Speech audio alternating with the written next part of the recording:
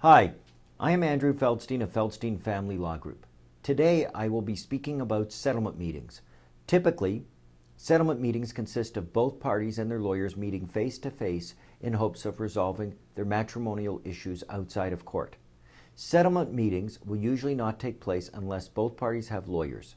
If one party is unrepresented and does not have their own lawyer, such a meeting may not take place. The first opportunity for a settlement meeting is usually after the exchange of each party's financial statements and other supporting materials. A settlement meeting can alternatively be scheduled right before the commencement of a trial. Faced with the daunting prospect of a long and emotionally draining trial, clients are often inclined to try and settle their matters outside of court. A settlement agreement crafted by both lawyers and drafted by their lawyers is almost always more likely to be mutually beneficial and satisfactory than one ordered by a court. Settlement meetings will usually be hosted by either one of the lawyers in one of their office boardrooms. Generally, these meetings are most successful when parties are able to sit in the same room and respectfully discuss matters together. In cases where parties are unable to be in one room, each will be seated in a different room and the lawyers will shuffle back and forth. This, however, can take longer and be counterproductive.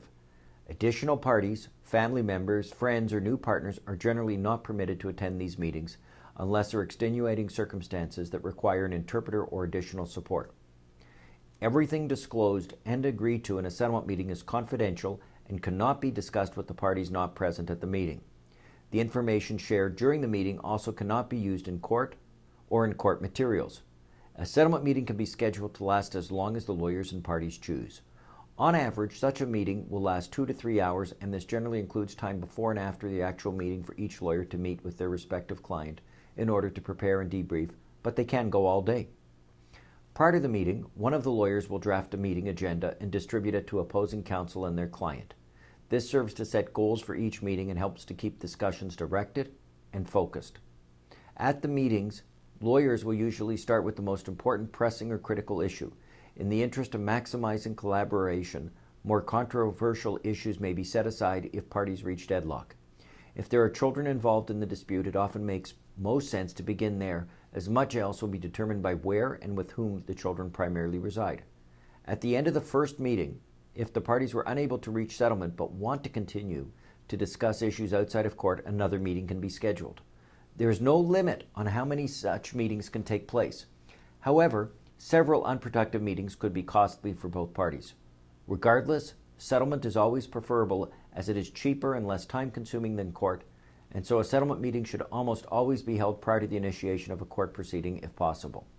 If and when settlement is reached, the lawyers will then draft an agreement pursuant to the terms and conditions agreed to at the meetings. Unlike mediation or collaborative family law, settlement meetings do not promote reconciliation or negotiation of a workable way of moving forward and living apart. As such, settlement meetings are not to be confused with alternative dispute resolution processes. I hope you found this video informative and helpful.